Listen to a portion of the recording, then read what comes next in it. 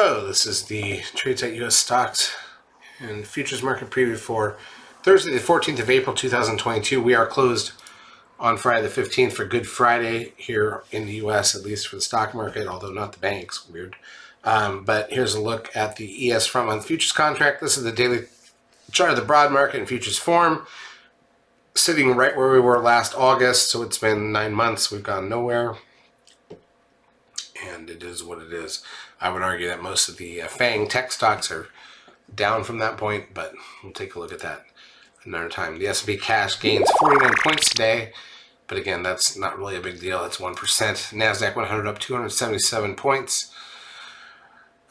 So it is what it is, but this one's even lower. It's much below last August numbers.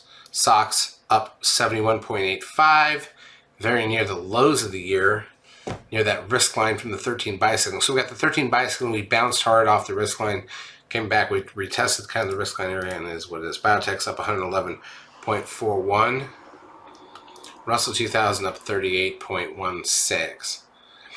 Crude oil is down 53 cents, sitting at 103.76. So, well off the highs, although, again, like the highs were basically a 1, 2, 3 day spike. I mean, it's not the end of the world. We've barely been over 100 during all this. It's just been a couple days where we close above that. So we're back above it right now after we're dipping back under it. And that 90 level, that static trend line, seems to be the support level. Gold down $6.80 is what it is. The advanced decline ratio on the NASDAQ was plus 2021. So positive day, in the top, 10 percentile, but not one of the best ever. Advanced decline ratio on the New York, plus 1511, and again, not quite in the plus 10% level, but it's up there. NASDAQ volume is 4.9 billion shares. Volumes have been down, continues to be down. We're not seeing the volume we saw last year. The VIX closes down 2.44 at 2182. The trend closes at 0.54. Now, here's what I would say, because if I go 1, 2, 3, 4, 5, 6, 7, 8, 9, 10. So tomorrow, after tomorrow, this big number up at 2.9 or whatever that was on the trend is about to drop off.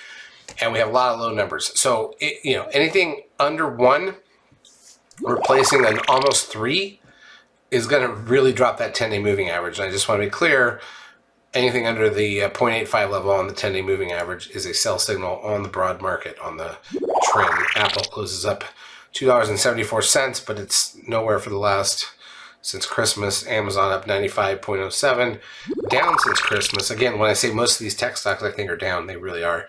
Facebook up 97.07, way down since Christmas. I'm sorry, Meta, not Facebook. Google gains 43.59, down whatever. Goldman Sachs up $2.19. Bounced off that risk line off the 13 buy signal, but still just hanging just above that. Netflix up $6.33. Peloton gains $1.32 to 25.03, which is a blip.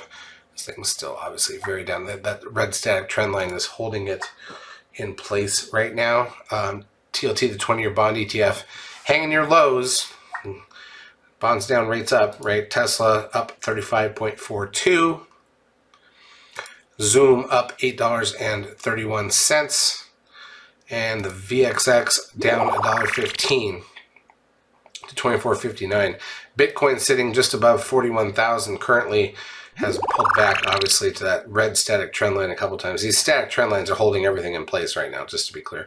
Dow was up 344 points for the session. Now, if I look at the intra-day action, here's 5-minute candles on the ES. So we opened flat, nothing for the first hour, then drifted up. Basically stayed inside of the prior day's range, which is not interesting, and it wasn't a very big day. NASDAQ side, same thing. Even though it was a better range and went up, it still was inside of Tuesday's range. So what do we have left this week? Just to be clear, Friday's a holiday. Friday's also options expiration. So today, if that was options unraveling at some level, it is what it is. Thursday, in terms of economic data, we've got retail sales, the weekly initial and continuing jobless claims numbers, the import-export prices an hour before the bell, University of Michigan sentiment and business inventories at 10 a.m., natty gas at 10:30, and then that's it, right? So that's that's what we have on Thursday. Friday, everybody's closed. Most people are closed for the bank holiday, although we will release some data in terms of capacity utilization and industrial production at 9:15 a.m. Eastern time, but that won't matter with the markets being closed. We know there's an inflationary environment out there as we try to solve for supply chain issues and the oil issue that's going on because of the war, and it is what it is. So nothing else to say really. One day left in the week. Charts as usual, brought to you by eSignal. If you've not yet taken a trial of our services, feel free to do so. We will help you out for a couple of weeks. Have a great trading week, long weekend, and we'll talk to you on Monday.